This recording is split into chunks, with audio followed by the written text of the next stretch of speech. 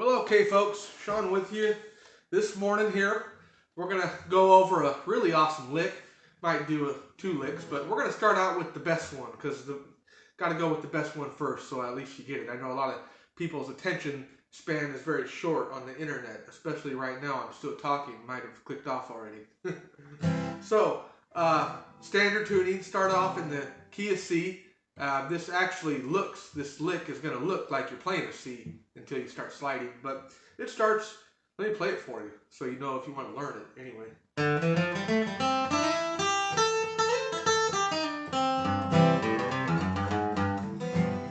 Now this is a typical Doc Watson lick, and I say that because, well, Doc Watson plays like how I like to play, very melodic, but there's a lot of other players that play with that same kind of mindset as well. Clarence White, for instance, and a lot of other good pickers that like to stay more true with the melody and the harmony. I don't think you should venture out too far with all kinds of crazy stuff. Sometimes they sound so fancy, it's like they lost the song. You don't even know what they're playing. But my mindset is, you know, if I'm playing a fiddle tune, I want them to be able to say, "Oh, that's old Joe Clark," or, you know, there's a time to get fancy, I guess, and do all kinds of stuff. But when you're just starting out learning, it's good to know the fundamentals. You know, you need to build your house on a rock so it doesn't blow over when the storms come. So, so this lick starts out on the G here, and open G, and then you're going to walk on the second and third fret on the G. So open, second fret, third fret, all on the G, all on the the G string. I'm sorry. That's the D string. See, we all make mistakes. Don't come to me for theory, folks. Just come to me if you want to learn how to pick, all right? On the D string, open D.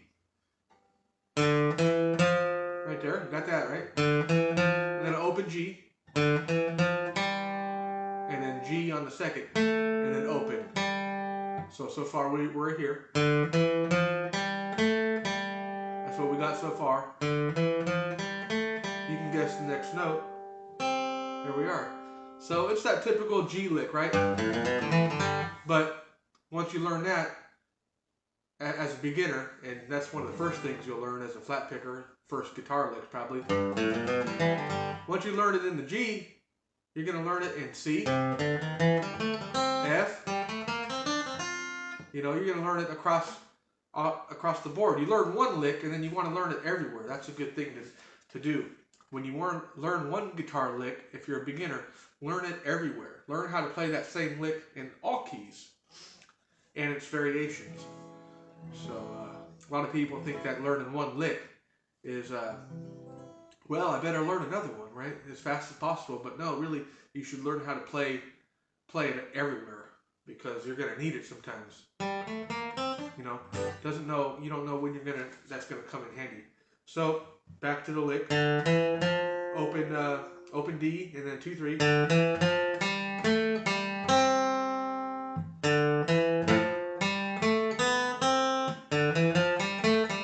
You can play it two different ways. I've heard people play it like this, where they hit the B string right before they fret it. I do it this way, where I hit the G. Or you can do it this way. I like this way. I'm showing you this way. Alright?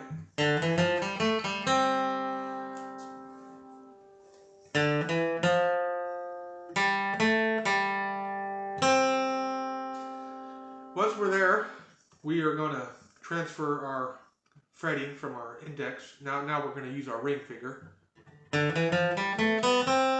here. We're going to go to the third fret on the B. We're going to slide from 3 to 5. Fret 3 to fret 5. The important thing though here with this, y'all, is that you let the high E ring out. Don't be muting that high E. You know, and just playing one string. You want to hit it both.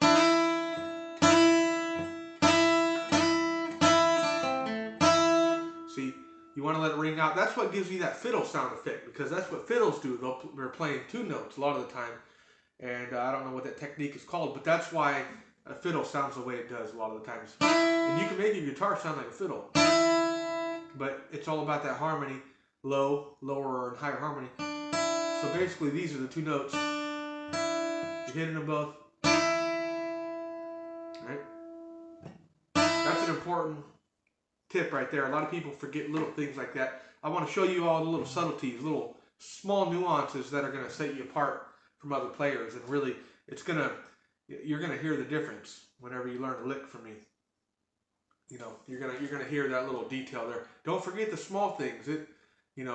It's all about, the nuances sometimes like that. And after a while you start doing things a certain way, it becomes habit. You can't do it the other way. Let it ring out. All right. So here we're going to stay in this little box here for these next notes, 3 to 5 frets.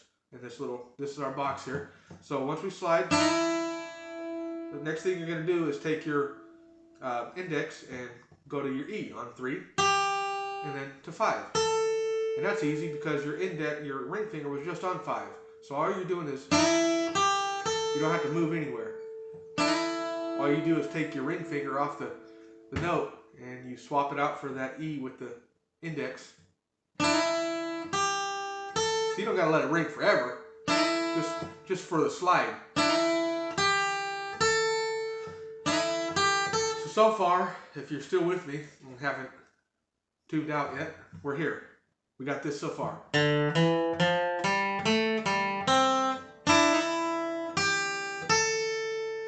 All right, there's where we're at. Now we're going to slide again. We are going to slide to the 8th fret here. You got 3, you got your 5, this is 7. We're sliding to 8. So you're here. And you're going to hit the note again. Right after you hit it that first time, you're going to hit it again for the slide, because you need to put power in that note again, right? Because if you were to slide without it, it wouldn't be loud enough. It would sound like this. You need to hit it again, like this. Right?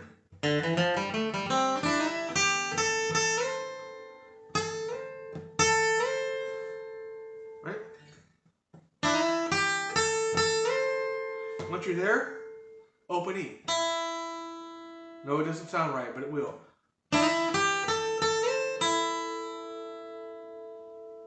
The reason for this high E note that I added in there is, I like to call it a filler note.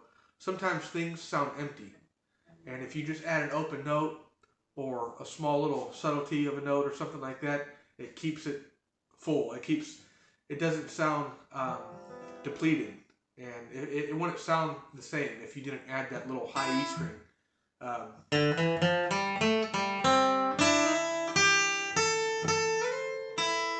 Right after that E, that high E, you're going back to this little box that we talked about, 3, 4, 5 fret, that little area here. Let's see.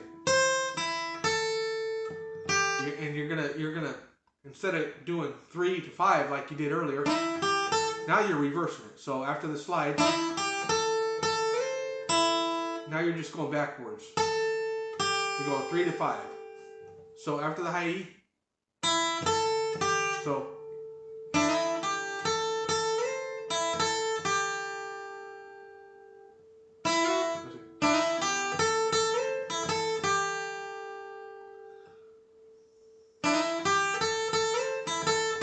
so far we're here.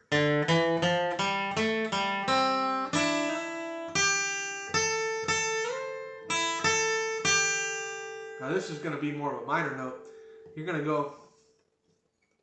do a little descending from fret 4 to fret 3, pull off. Okay. So now we're here now.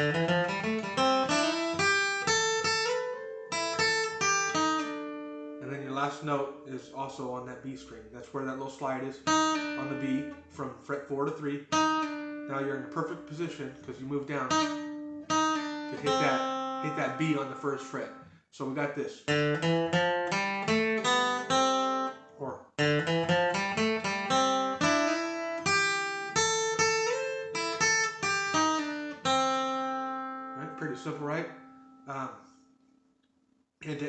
lick, or I call it a guitar run. Right there, your E. You can do it that way.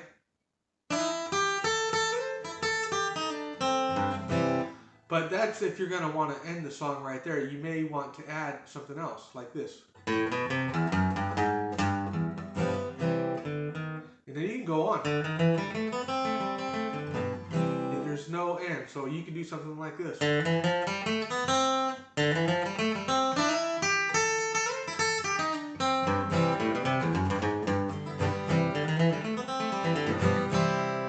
Depends on how long you want that ending to be. It might eventually turn into a whole other song, so you might just want to finish it with this here. And when you hear the ends of songs like Doc Watson and all the old players end songs and fiddle tunes, at least in a C, G manner, they're doing this partial G here. This is what they're doing. They're not playing a full G. They're just playing the top 3 strings, and that's the obvious. Well, basically, if you just play a traditional G chord, move your pinky up to the D string on that little minor there. I don't know what that the D string on the 3rd fret, and then a regular C. That's how it's done a lot of times. So far, let's go over this lick again.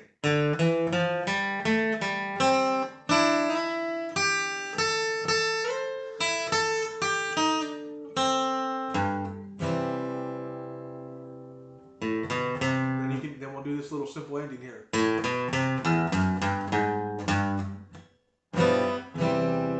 So you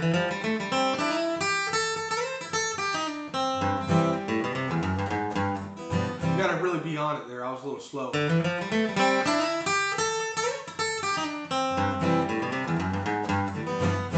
See there? So after you get done with your lick, you're gonna go straight to that E. See? Gonna go right to the E on the 3rd fret, and then the A string on the 3rd fret, and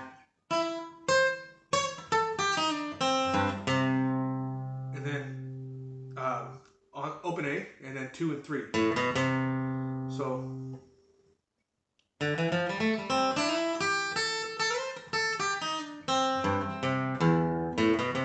open A.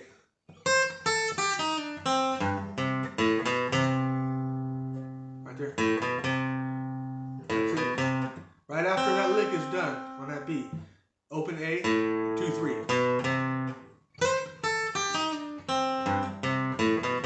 And then I'll open E. We're going to walk up chromatically there. Open E, I believe that's what the term is. Open E, 2nd fret, 3rd fret, and 3rd fret. You're going to use I believe the easiest way to do this, if you have all fingers, I hope you do, your middle finger, your ring finger, and then once you're there, you're just going to move both of them up. It's easier, I think, than using the pinky. I don't know. So you're going to go back to the 3rd fret E, and then that partial chord I told you, that partial G.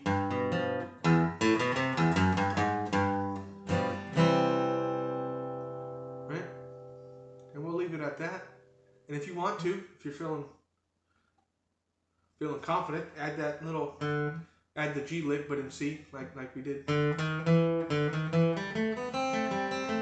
Or you can walk up and walk back down on it. Let me do that again. Some folks might want to learn that lick. Got a couple licks here today.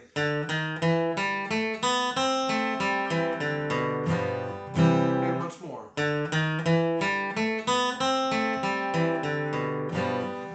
Alright, so if you followed along and you got all that, so far we got this at a regular speed here.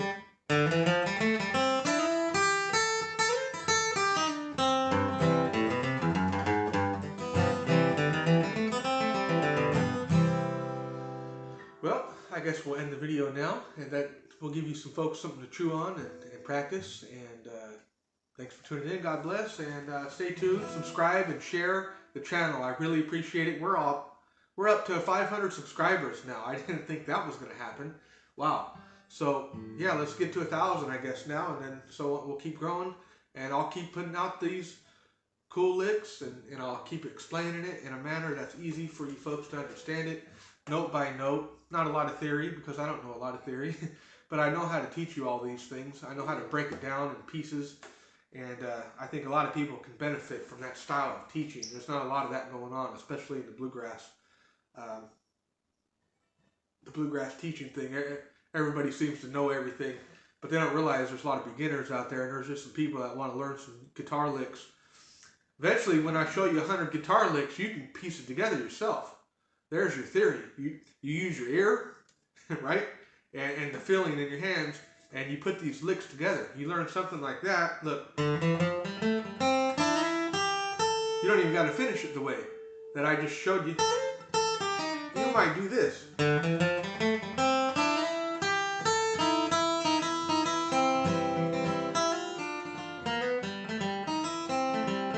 You might take it somewhere else. You might go, come back.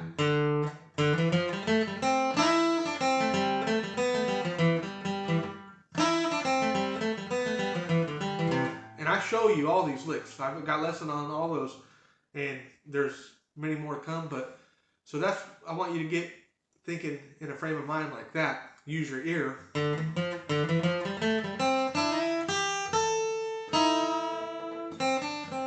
Right? You could do that one too. Let's do that one, because we're already rolling.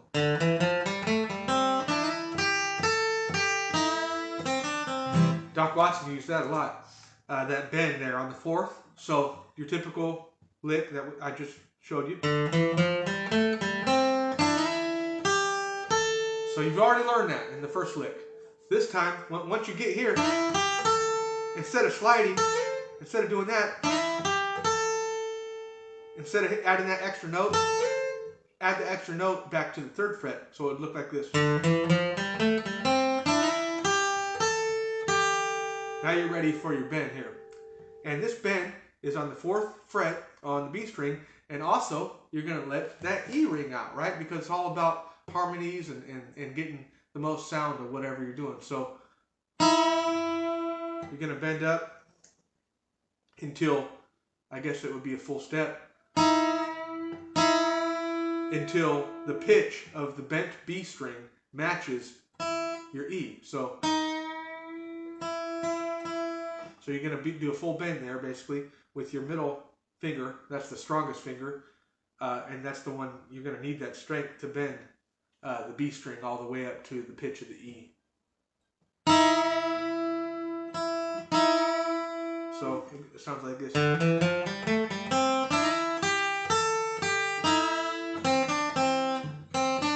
Back to your B string. Most of this is on your B string. 1, 3, 1, 3, 1. And that's an ending right there. He does that on Billy in the Low Ground. Goes like this.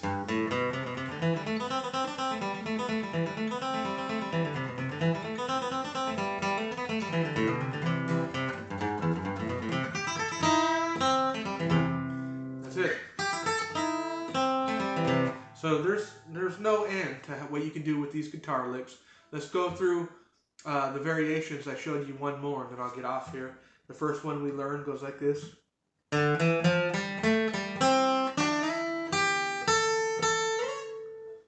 Uh-oh. Let's do that over.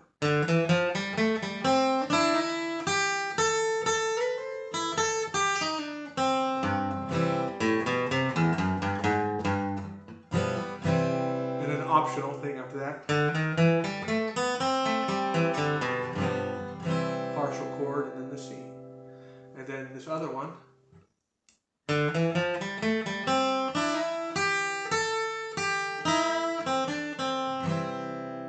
Alright, so you got 2 licks there. That should be good. Work on those, and we'll talk soon. Alright now.